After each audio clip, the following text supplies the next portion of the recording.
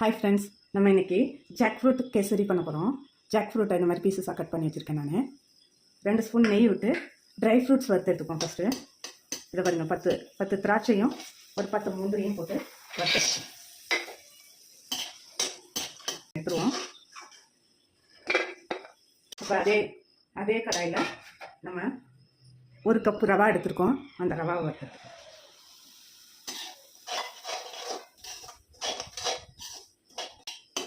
ரவா கொஞ்சம் வேகிற வரையில் வறுத்து எடுத்துக்கலாங்க.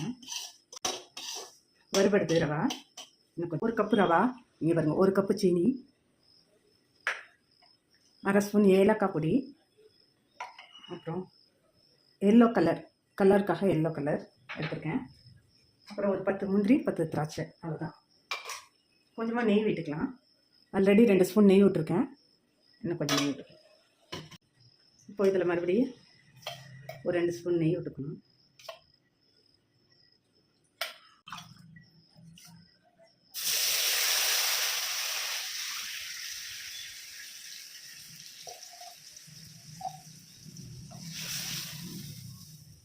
கேசரிங்கிறதுனால 2 கப் போட்டுக்கலாங்க. 2 கப் வைக்கட்டும்.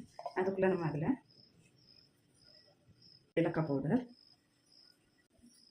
2 ட்ராப் கலர் போதுங்க. கலர் ஜாஸ்தி போட வேண்டாம். 2 ட்ராப் கலர். கட் பண்ணி வச்சுருக்க ஜாக் ஃப்ரூட் போட்டுக்கலாம். கட் பண்ணி வச்சுருக்க ஜாக் ஃப்ரூட்டை ஒரு கொதி வரட்டும். ரவா போட்டுடலாம். நம்ம ரவா போட்டுடலாம்.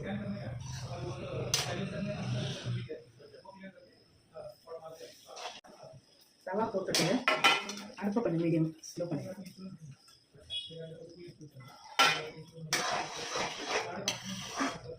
கட்டி இல்லாமல் கிண்டியாச்சுங்க. இந்த டைமில் கொஞ்சம் கொஞ்சமாக சுகர் சேர்த்து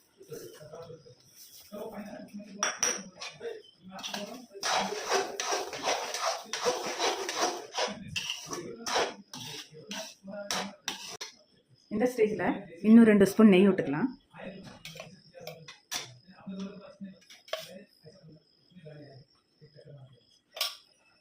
மொத்தமாக ஒரு 6 ஸ்பூன் நெய் விட்டுருக்கேங்க. ஃபஸ்ட்டில் 2 ஸ்பூன் விட்டேன், அப்புறம் மறுபடியும் ஒரு 2 ஸ்பூன், இப்போ 2 ஸ்பூன், 6 ஸ்பூன் நெய். கேசரி ரெடி. ட்ரை ஃப்ரூட்ஸ் வறுத்து வச்சுருக்கோங்க, அதை போட்டுடலாம். அதான் வாங்க, நம்ம ஜாக் ஃப்ரூட் கேசரி எப்படி இருக்குன்னு டேஸ்ட் பண்ணி பார்த்துக்கலாம்.